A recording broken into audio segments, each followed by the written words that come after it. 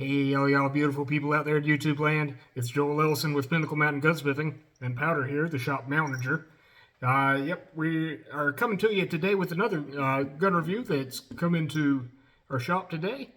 We're looking at the Kel-Tec PMR-30. And it's a nice little compact pistol in 22 Magnum. And we'll be looking at some of the details on it.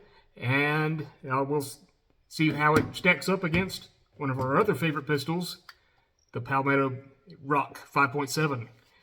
If you're looking at one of these pistols, either one would be a good choice. We'll explain some of the pros and cons of them, and we'll see what we can do with them. Stand by. All right, here we are with the Kel-Tec PMR-30. This is a very interesting pistol. It's in 22 Magnum, and these massive magazines hold 30 rounds of 22 Magnum. It's extremely light. It's very much a full-size pistol. The grip angle's a little weird, honestly, but it's intended as a backup hunting pistol, and it really excels at that. Here we have a couple of very nice fiber optic sights, both rear and front. Very nice. The barrel is actually quite long, about 5 inches, and in terms of size, compared with the PSA 5.7 Rock, it's pretty spot on. It's a little thinner, but let me line up the barrels there. It's a little longer, but the length of the slide is about identical. In terms of weight, the Kel-Tec is definitely the lighter of the two, and as you saw on our previous video about the 5.7 Rock, it's about the same size as a full-size 1911. I'm sure you have one of those if you're interested in our channel. If not, we can help you out. In any case, the magazine release is back here. It's kind of a heel release, which latches onto that little ledge right there.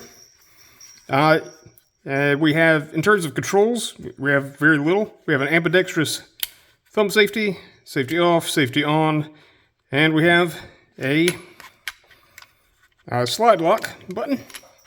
It goes right back there. It is hammer fired, and it's a delayed blowback design. You can see the barrel sliding there. That is about how far the barrel reciprocates as it goes with the slide. As it goes back, it stops right there, and boom, that's full all the way back. And in order to take it apart, it's very simple for a field strip. We have a pin that we can push through with either a pin or a cartridge or whatever you have on hand. And push that out. The pin is not captive, but it allows us to just take the slide right off the front. Nice and easy. Hey, there's the frame. And we have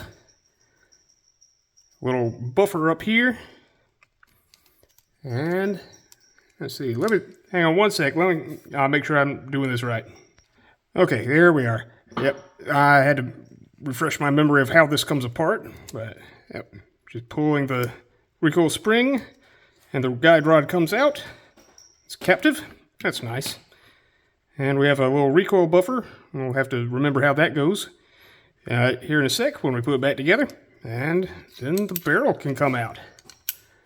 And yeah, it's nice and simple. Oh, and we have a barrel block that also comes out before we can take the barrel out. Yeah, that's a very skinny barrel. A big relieved section for it to rattle around a little bit as it cycles, but a big section here at the front to get secure lockup again. But yeah, there's really not much to this slide. All this back here is just a plastic cover, and that allows you to mount an optic plate if you're so inclined. The inside of the slide, you can see there's a hammer there. Once I take the safety off, I can drop it just a little bit. My finger kind of slowed it down. But yeah, it's a pretty simple mechanism. Not a whole lot going on.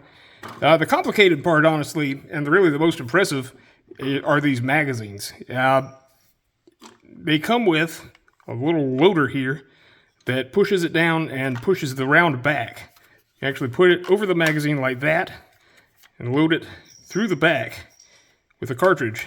And there's a little mechanism in there that not only pushes the round down, but also pushes it backwards. I don't know how well you can see that action, but it's a little odd. And the fact that it can cycle 30 rounds without hanging up or doing a rim lock, that's actually quite impressive.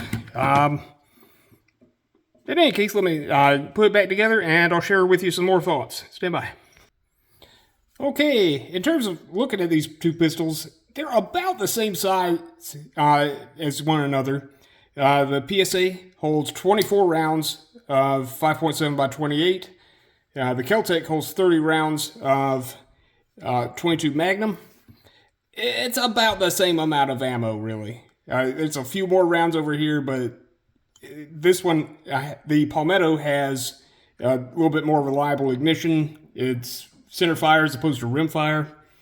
They both have plenty of Picatinny rails up front for whatever lights, lasers, kumquats, oranges, lemons, whatever you want to put on it. The Palmetto's, the PSA is a little bit more ergonomic in terms of the grip. It's hard to beat their ergonomics. It's a little heavier, but the controls are also a lot more conventional.